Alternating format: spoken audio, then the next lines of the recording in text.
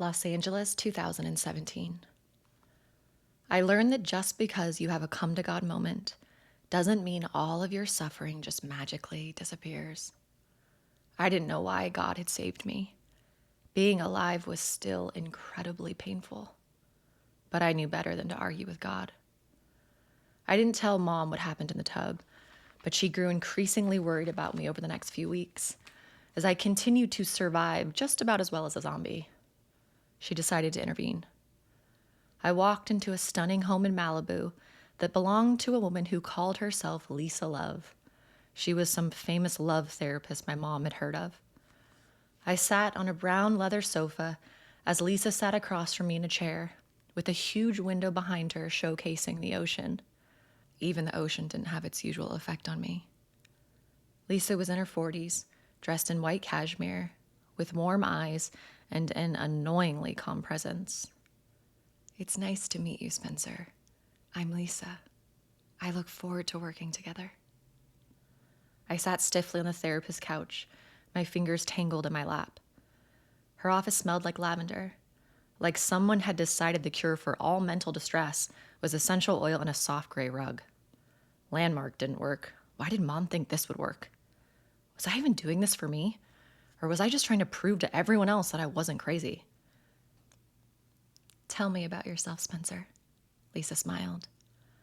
I stared at her, my mind cycling through the possible ways I could answer her question. Tell me about yourself. What did that even mean? Did she want the polished version? The version I became at parties? The one that made me seem interesting and put together? Someone with a dream, someone with a purpose? Or did she want the real answer? That I had no idea who I was. That I had unraveled so completely, I wasn't sure there was anything left to put back together. I shifted on the couch, feeling the buttery leather stick to my thighs. I don't know where to start. Lisa nodded like she'd heard that a million times before. "How about why you're here?" I let out a humorless laugh, rubbing my temple. Because my mom was afraid I'm going to kill myself? From humiliation or sadness, depending on the day. Lisa didn't flinch. "And do you think she's wrong?" I exhaled through my nose, my gaze flickering to the ocean behind her.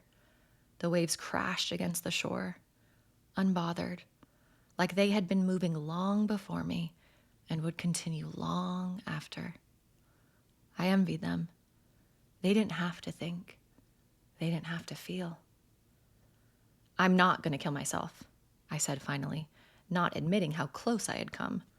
"But I don't exactly want to be alive right now either." I paused. "If disappearing was an option and it wouldn't hurt the people I love, I would take it in a heartbeat." Lisa nodded again, waiting. I swallowed, looking back at her. I guess I just don't understand the point of any of this.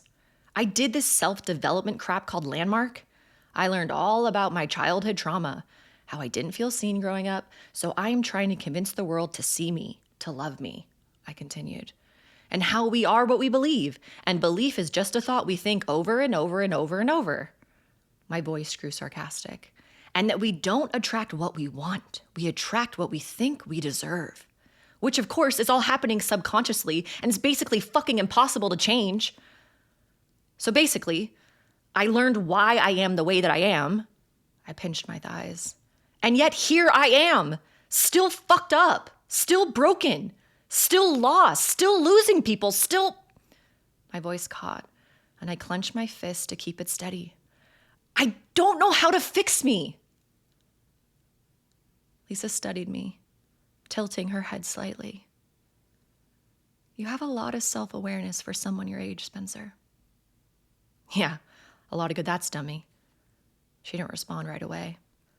Instead, she leaned forward slightly, resting her elbow on her knee. "Self-awareness is powerful, Spencer. A lot of people never get there in their lifetime." She paused. "But it's not the same as self-acceptance. It's not the same as change." Something about the way she said self-acceptance made my gut contract. "I think," she continued gently, You've been so focused on trying to understand the problem logically that you've avoided the solution. And what's that? I asked earnestly. Loving yourself, Spencer, fully and completely, just the way you are. I absorbed her words. I had spent the last year dissecting myself like a case study, analyzing every move, every thought, every mistake, trying to be better, trying to outsmart my pain, my insecurities. But loving myself as I was, broken and all, I hadn't even attempted that. I'd spent a lifetime trying to be perfect to earn love, never needing too much, never loving too much, trying to be the best at everything, trying to be perfect. I'd spent my whole life confusing love with being chosen. And yet, even with all that effort, I still ended up here, alone, broken, unbearably, inescapably me. Lisa let me sit in silence for a long moment before she spoke again. So, Spencer, are you here because you want to heal? She met my gaze, her voice calm but unwavering. Or are you here because you think therapy will teach you how to make other people stay? The question hollowed me out. I opened my mouth, then shut it. For the first time, I realized those two answers led to entirely different lives.